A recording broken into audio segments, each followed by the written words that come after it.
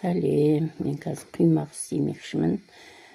Көп нәрсе керек емес, қолдағы үйдегі бар нәрсемен таярлап көрсетемін. Бір жұмыртқа, бір қасық тұз, 2 ас қасық құмшекер, 1 стакан кефир, айран.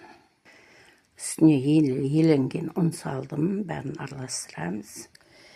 Міне мынандай үзілетін әдемі қамыр шықты. Ең ақырында енді 1 қасық сода қосамын. Міне өте толы тұрмай, өстіп 1 қасық соданы қосып, бір араластырып. Міне мынандай қою масса шықты. Қазір 5-10 минут кідіртіп қойып пісіре береміз. Біреуін салдым, міне Құдайға шүкір, жағысы болып көтерілді. Міне Аллаға шүкір, тамаша болып пісіп жатыр. Міне өте әдемі болып көтеріліп, міне достар, ортасы қуыс қылып өте әдемі болып шықты.